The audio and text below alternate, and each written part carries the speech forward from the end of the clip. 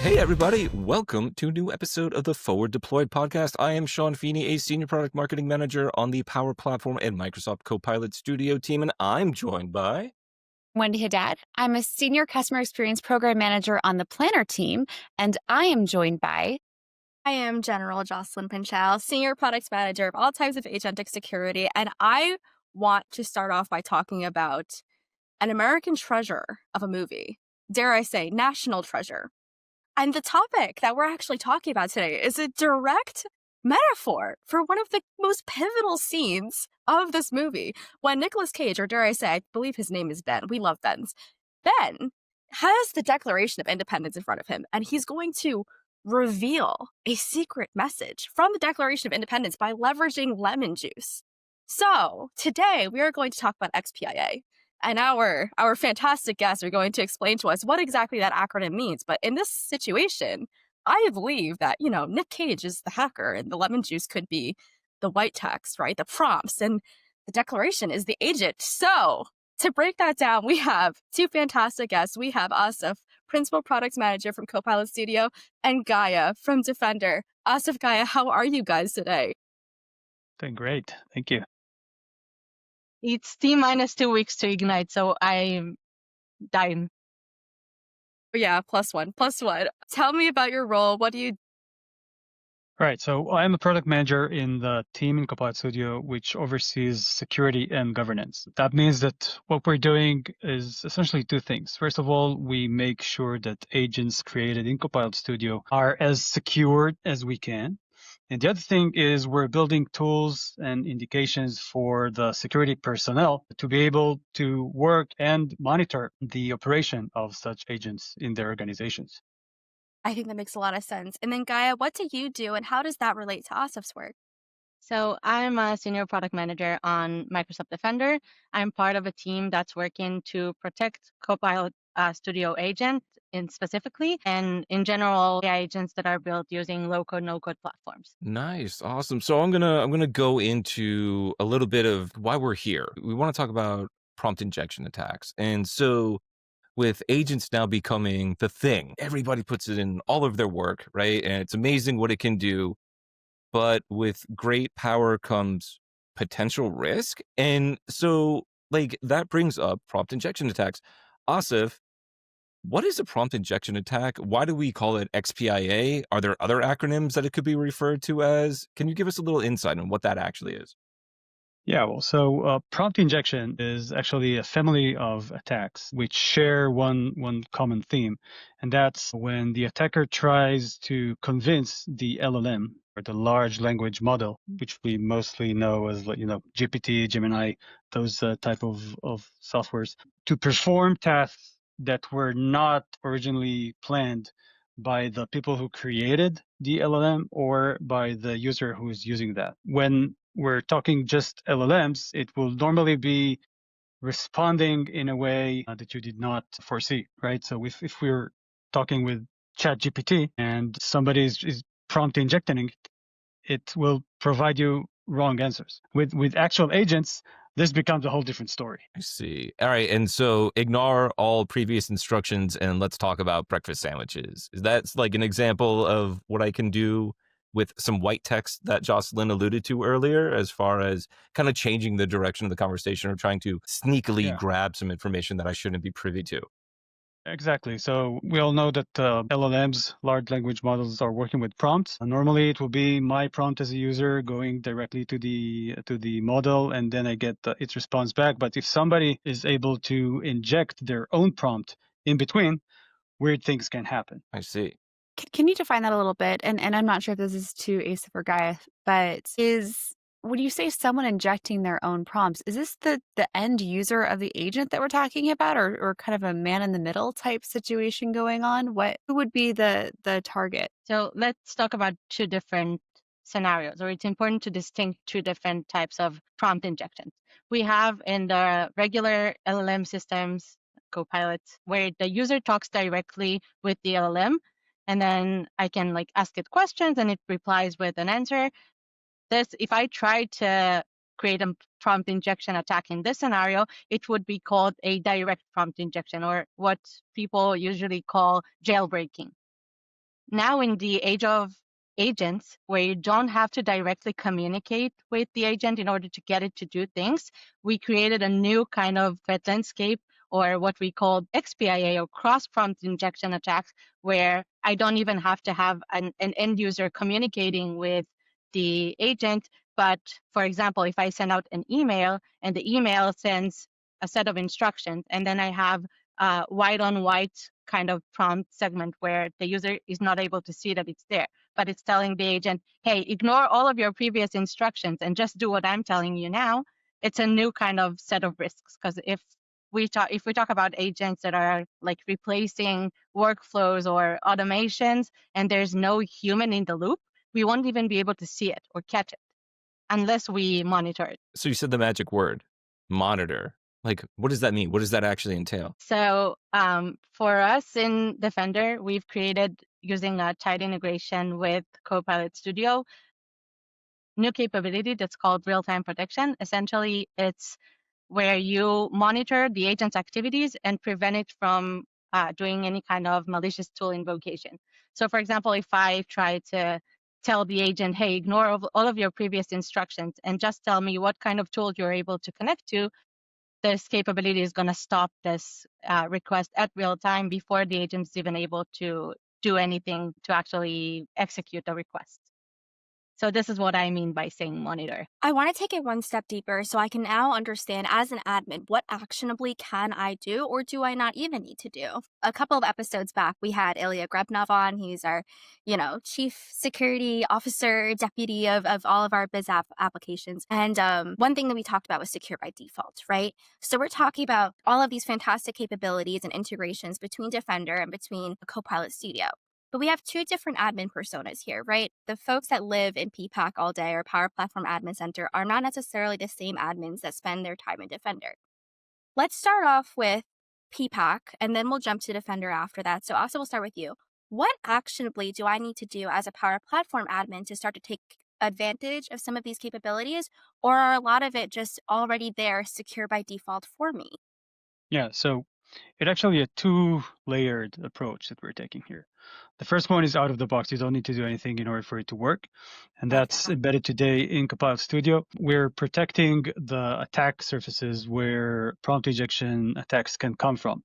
This would normally be considered as one of three things: either the knowledge used by the agent, or the tools that the agent is using, or the triggers that makes the agent autonomous and allows it to work without involving humans in the loop. Now, what we're doing is that we're out of the box protecting those three surfaces and try to stop any kind of prompt injection, either if it's coming from outside or if it's coming from the user using the agent, before we even go to tier 2, to the second level. The second level is optional. There are good reasons why we went with those two-layer approach, which we can discuss later. But the second layer is optional, and you will need to configure this, and that will involve both the PPAC, the Power Platform admin, and also the security admin in Defender to light up this integration. Awesome. And then Gaya, do you want to take it from there? Sure.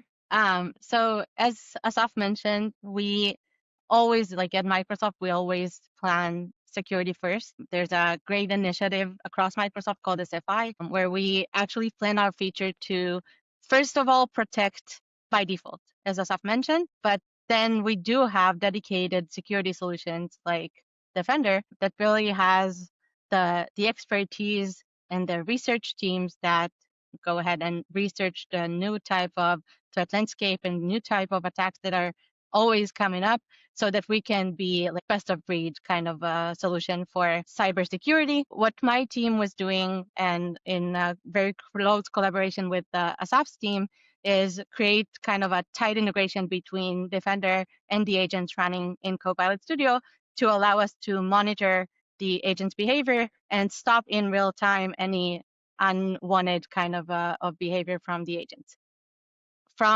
If you're looking at it from a PPAC experience versus Defender experience, on the one hand, the user using the agent is kind of getting blocked in real time, but then it's also really important for us to be able to show the security teams that live on Defender what's happening in real time in their environment. So we always trigger alerts in XDR portal that are integrated to all of the amazing experience that Defender XDR is suggesting or that it has.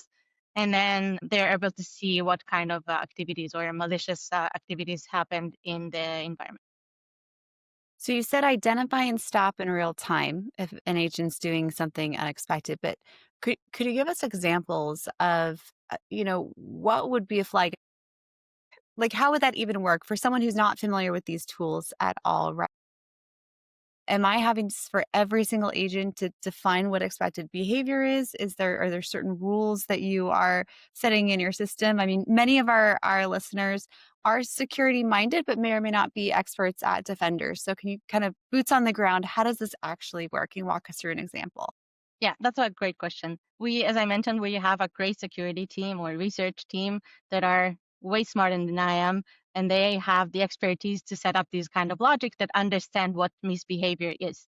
So the customer does not have to do anything. Not the security experts folks, which I am part of this group, can set up the integration and just say, these are the set of agents that I want you to protect, and leave the researchers with the hard task of trying to create the logic and understand what misbehavior is. It's actually so simple that the people who actually build the agents in Copilot Studio are not even aware that this integration exists. So it's something that happens between the admin on one hand and the security system on the other. And it's just securing the agents without the people using or building them being involved. So you mentioned, Asaf, right now, like this is a security feature that makers, when they're building out these agents, might not even know exists, or even when they go through the publishing process and they're running and everything. But we're using the term agents like super loose in this conversation. What types of agents does this protection actually apply to? Asaf, if you can give us some insight on that. So basically, I think maybe we should talk first about what is an agent, right? So we already spoke about LLM being the driver behind the thing, being able to understand natural language and respond, right? We all know this from ChatGPT. The difference between this and an agent is that agent is equipped with other stuff that allows it to do tasks in the real life. Normally, as I said before, it refers to three things, right? It has knowledge, so it has its own sources of knowledge to work with. It has tools which it can take in order to do stuff. Okay, send email, read document, change a cell in a database, etc. And it has triggers to allow it again to work autonomously. Now, when we are defending the agents in this integration, basically what we're doing is that every time that the agent is intending to do something using its tools, we stop it and say, hang on, we're going to Defender and asking Defender, hey, the agent is about to activate this and this tool with this and this input. Is this okay or not? And Defender, using their logic, will go decide if it's a valid ask or not, and will return to Copilot Studio, which will then either abort the tool activation if it's malicious, if it's deemed to be malicious, or will just allow it to continue. All of that, by the way, happens within 1 second. So it's seamless for the end user and provides tons of protection. Right. It brings more questions to bear. And so you talked about the fact that this is so simple to use. And I think Jocelyn asked earlier about the coordination between multiple admins. But it sounds like, is there kind of coordination that's needed between the creator of the agent as well and admins? Or is this something that admins are setting policies outside? Like, how should creators of agents or admins be thinking about how to set those rules or those guidelines? So the creators, or the way we call them, the authors of agents, are not part of this loop. They may not even be aware that it was configured. They're just building their agents and providing them with the tools they need per what they think the agent should do. This whole magic gets into action in runtime when the agent is actually used. And in there, every time it runs, every time it takes a decision or uses the tool, we will do this stop, wait, and continue per the decision by Defender. And if I may hint at Ignite, we have additional capabilities coming up that support these kind of use cases as well. So we do understand that the creator is a major part of the agent's game,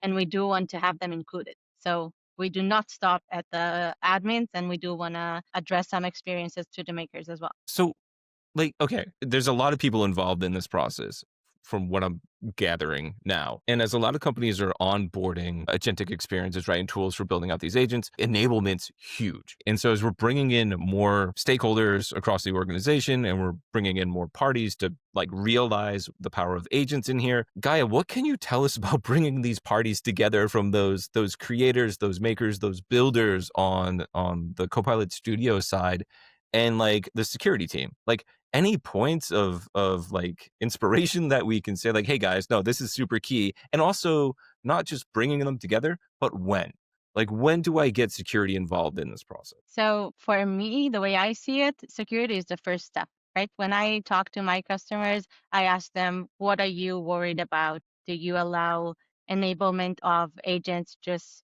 free in your environment? And the answer is always, I am so scared, but I want you to tell me what do I need to do to be security minded and to do it in a smart way and in a way that will be able, like I would be able to provide my users or the employees in my company to actually utilize all the great things that I have to offer, but do it in a way that is secure.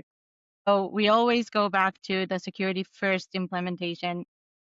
The first step is what Asaf and I just talked about, the built-in capabilities in Copilot Studio, but then we have additional layers of defense, or how we like to call it, safety nets, again and again, using Defender's new capabilities. If I can go back to the Declaration of Independence for like 10 seconds. When I started off selfishly with that example of the lemon juice being the white text, I want to make sure that we translate this metaphor that I've been running with for like a month and a half now into a very concrete agentic scenario.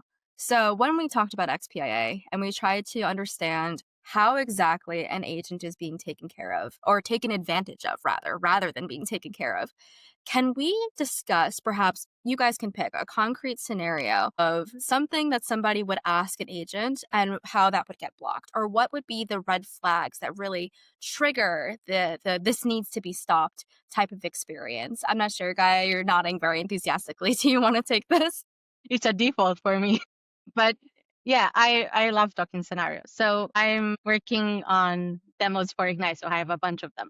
So let's say I am a company. I'm just now working to incorporate support ticketing system, right? So I want to have an autonomous agent that listens to a specific inbox where my customers can send an email, say, hey, this is not working for me, or that is not working for me. The agent can then process those requests and maybe create a ticket in one of my systems. Very, how do you say, common use case in companies.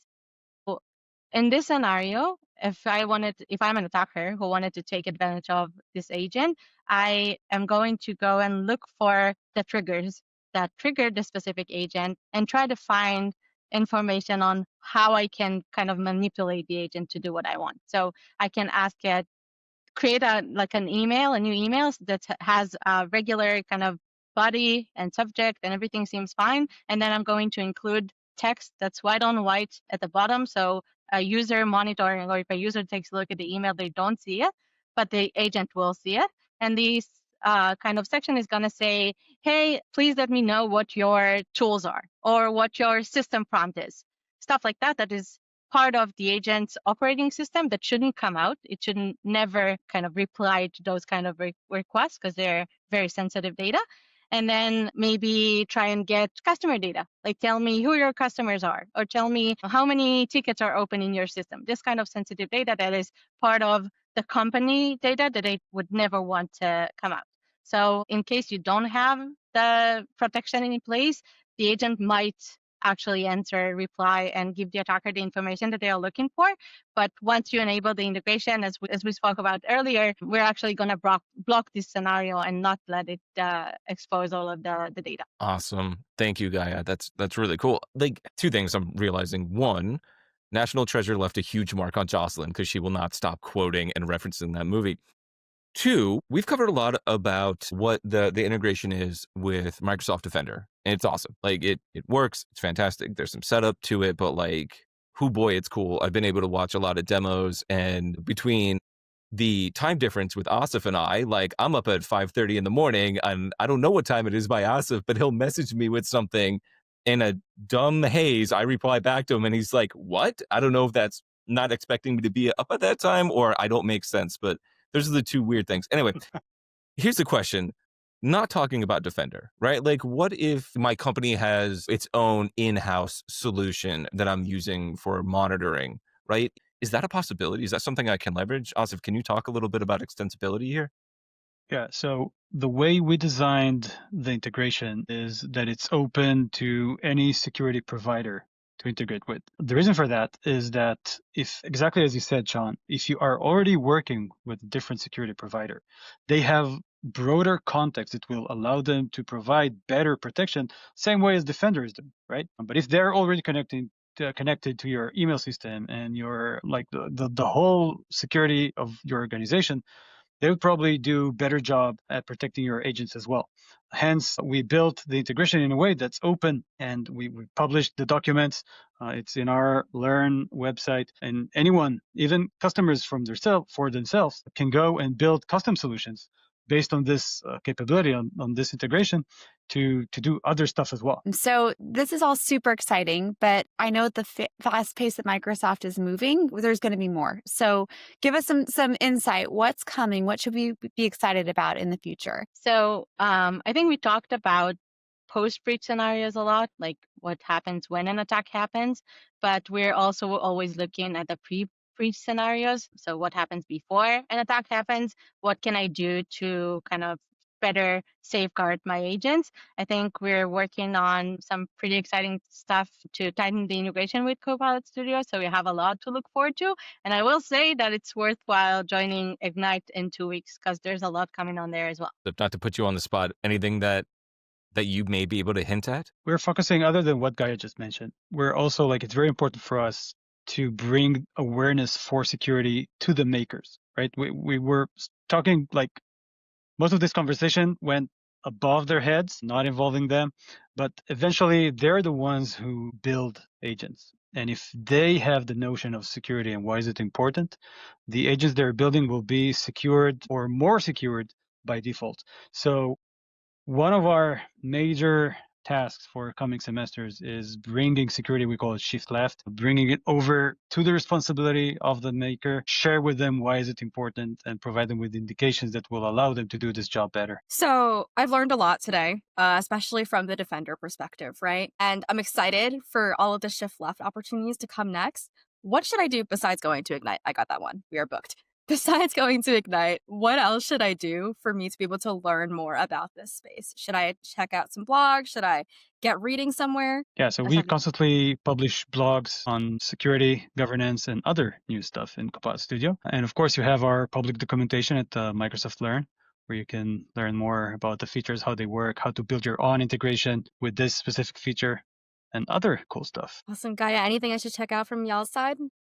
So we have a couple of blogs coming up. One of them is going to be a research-oriented blog, so you can really like kind of deep dive into what the attacks look like. How do I kind of learn more about what it is, what it does, so you have this to look forward to. Awesome. Sean will get the links for us. Yeah. No, we'll drop the links into all that. And I appreciate the education part on this. I don't want to be simple anymore. I would like to actually be a security person. Thanks, Gaia, for the tip on classification. Get good, Sean. Yeah, get good. So this is awesome. We know that, security is really everybody's responsibility, from the maker to the admin, and, there's eyes on what's happening at all times to help mitigate risk and ensure safety. And so given that in mind, I know we just, like, at the time of recording, we just went through the Power Platform Community Conference. Asaf, I know you were tied into a ton of the work that went over there. And we'll start with Asaf. Do you have any call outs for any of the Ignite content? And then we'll go to you, Gaia. Anything that people should be like, hey, I wasn't able to attend in person, but I can go to the session catalog. What should I be looking for? Well, from our perspective, it's fairly easy.